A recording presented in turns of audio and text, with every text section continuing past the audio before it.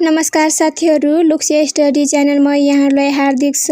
सदा चाहिँ आज 2083 साल श्रावण 26 गते बुधबार गोरखापत्रमा प्रकाशित अति नै महत्त्वपूर्ण समसामयिक प्रश्नहरू लिएर उपस्थित भइसकेको छु।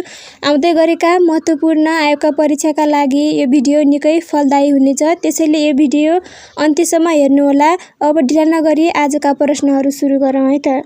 प्रश्न नम्बर 1 मा रहेको छ, नेपाल क्रिकेट सङ्घ क्यानले नेपाली एक दिवसीय टोलीको नयाँ कप्तानमा कसलाई नियुक्त गर्यो? सन्दीप लामिछानेलाई। विक्रम सम्वत 2083 साउन 25 गते उहाँ दोस्रो पटक राष्ट्रिय टोलीको कप्तान बन्नुभयो।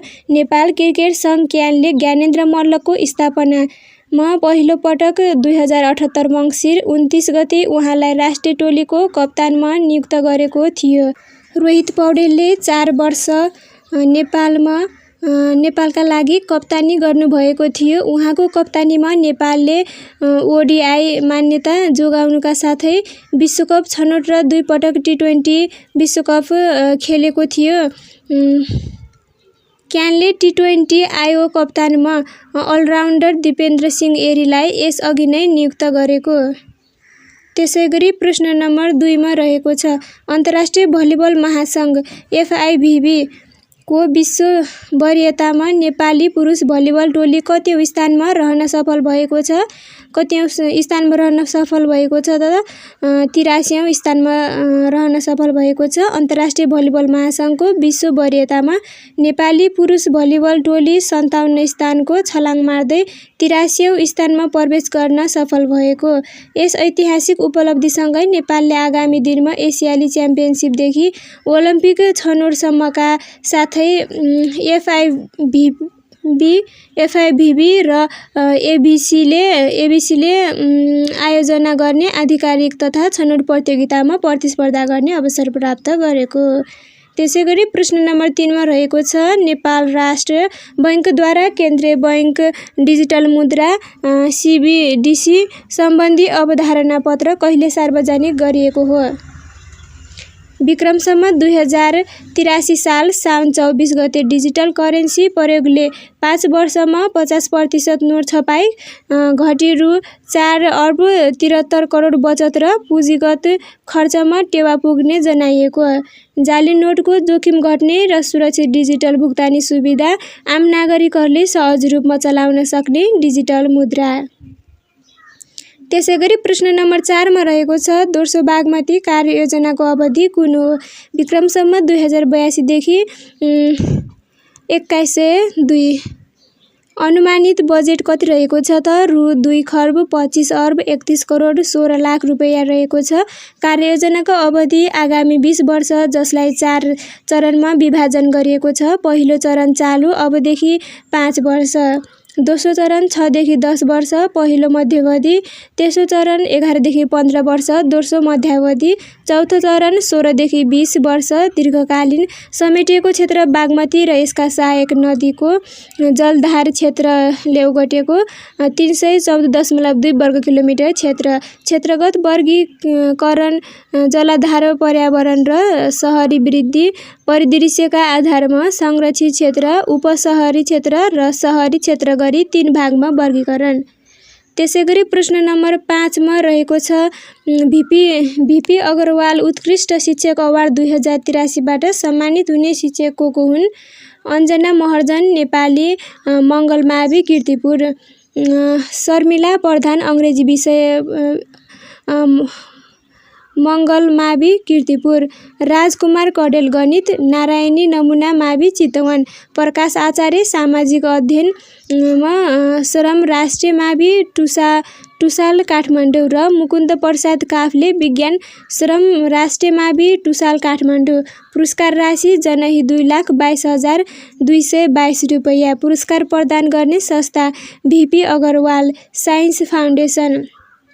त्यसैगरी प्रश्न नम्बर 6 मा रहेको छ, नेपाल पत्रकार महासङ्घको समन्वयमा जापानको टोकियोमा आयोजित FNJ ग्लोबल मिडिया सम्मेलन 2026 ले कति बुँदे टोकियो घोषणापत्र जारी गर्यो?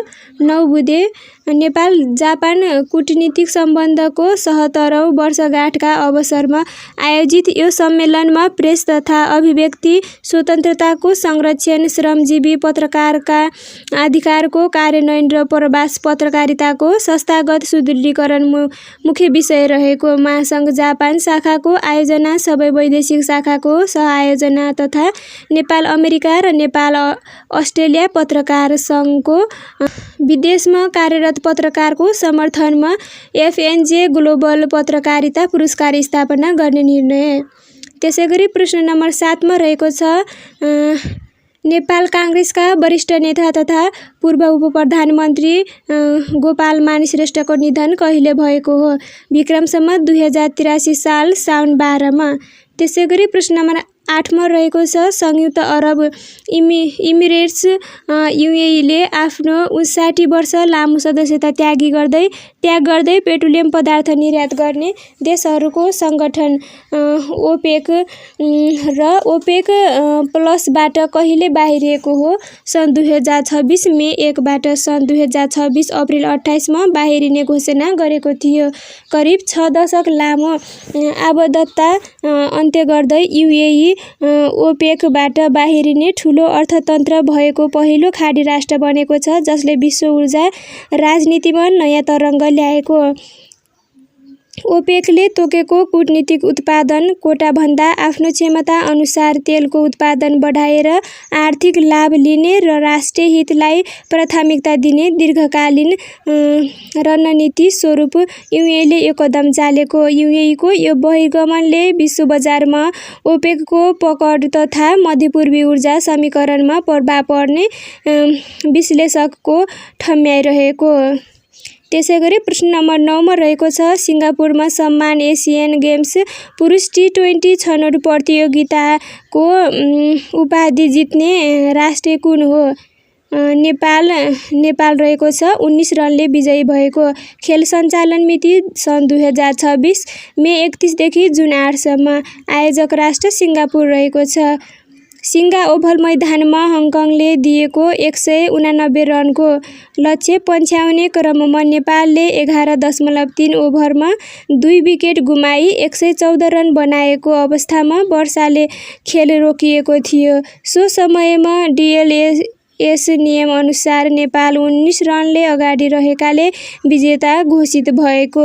यो फाइनल खेल नेपाली राष्ट्रिय टोलीका कप्तान दिपेन्द्र सिंह एरीको 100औं टी20 अन्तर्राष्ट्रिय खेल थियो, जुन आफैमा एउटा महत्त्वपूर्ण व्यक्तिगत कीर्तिमान हो।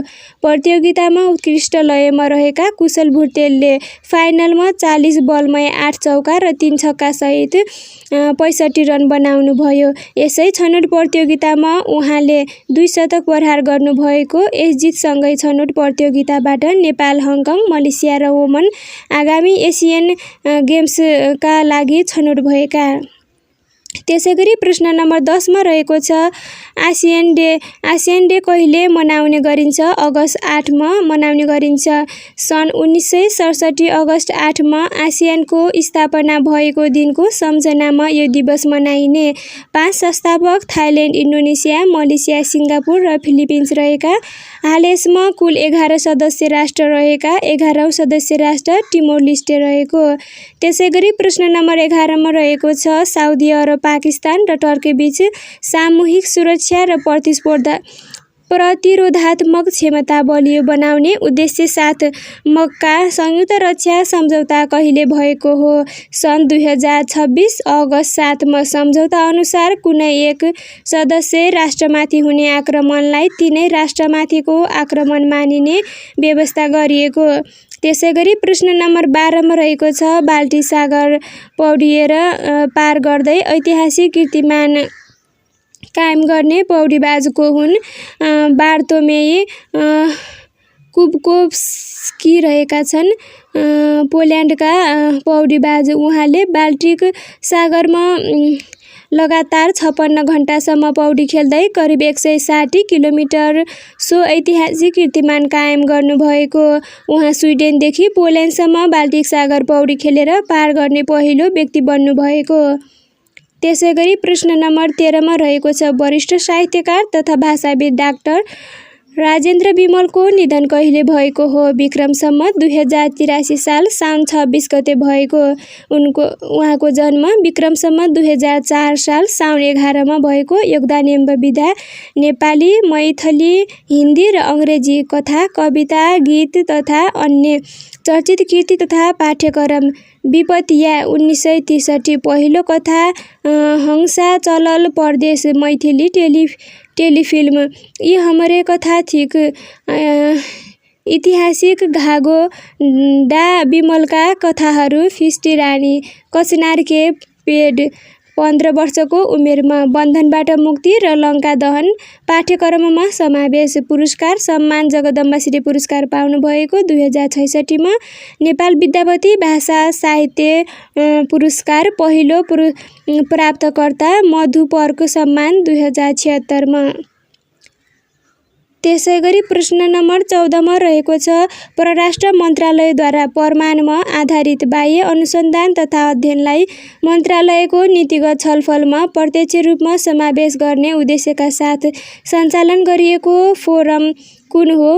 मोफा नलेज फोरम रहेको। सुरुवात विक्रम सम्वत 2083 साउन 20 मा सञ्चालन गर्ने निकाय परराष्ट्र मन्त्रालय। नेतृत्व परराष्ट्र मन्त्री शिशिर खनाल। सञ्चालन अवधि महिनामा एक पटक मासिक कार्यक्रम। त्यसैगरी प्रश्न नम्बर 15 मा रहेको छ जापानको आइजी र नागोयामा हुने 20औं एसियाली खेलकुदमा नेपाल सहभागी हुने खेलको सङ्ख्या कति रहेको छ? 22 खेल। प्रतियोगिता सञ्चालन मिति 3-8 असोज 2083 सन् 2026 सेप्टेम्बर 9 देखि अक्टोबर 4। आयोजक राष्ट्र अथवा सहर आइची र नागोया जापानका। नेपालबाट सहभागी हुने खेलाडी सङ्ख्या 136 जना, 80 पुरुष र 56 महिला। चीनको हाङभाउमा भएको 19औं एसियाली खेलकुदमा नेपालले 1 रजत करातेकी एरिका गुरुङ र 1 कांस्य महिला कबड्डी प्राप्त गर्न सफल भएको। त्यसैगरी प्रश्न नम्बर 16 मा रहेको छ जनताको हितभन्दा माथि कुनै पनि राजनीतिक उद्देश्य हुन सक्दैन भन्ने नेपाली राजनीतिज्ञ को हुन्? पुष्पलाल श्रेष्ठ। त्यसैगरी प्रश्न नम्बर 17 मा रहेको छ कोलम्बियामा ठुलो जनधनको क्षति हुने गरी शक्तिशाली भूकम्प कहिले गयो? सन् 2026 अगस्त 10 मा गएको। 7.4 म्याग्निच्युडको शक्तिशाली भूकम्प गएको। केन्द्रबिन्दु र गहिराई सान होसे डेल पाल्मार चोको क्षेत्र गहिराई 107 किलोमिटर। राष्ट्रपति अबेलार्दो दे ला एस्प्रिएल्लाद्वारा देशभर सङ्कटकाल घोषणा। America, Israel, France, Mexico, Chile लगायतका राष्ट्रबाट सहयोगको प्रतिबद्धता।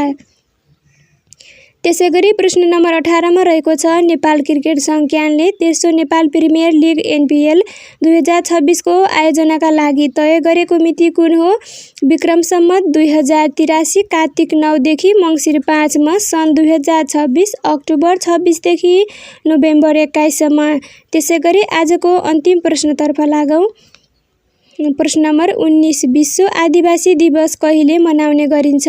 अगस्त 9 मा। हाम्रो भाषा, हाम्रो संस्कृति, हाम्रो पहिचान भन्ने मूलमर्मका साथ 32औं विश्व आदिवासी दिवस सन् 2026 अगस्त 9 मा मनाइएको।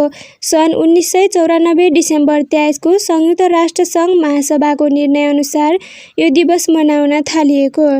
हस्त साथीहरू, आजका लागि गोरखापत्र विशेष समसामयिक यति नै रहेका छन्। हजुरहरूलाई कस्तो लाग्यो? कृपया आफ्नो अमूल्य प्रतिक्रिया दिन नभुल्नुहोला। यस्तै लोकसेवाका उपयोगी सामग्री र हरेक बुधबार गोरखापत्रमा अपडेट निरन्तर पाउनका लागि हाम्रो लोकसेवा स्टडी च्यानललाई सब्स्क्राइब गरी जोडिनुहोला र मन परेमा भिडियो लाइक, सेयर, कमेन्ट पनि गर्नुहोला।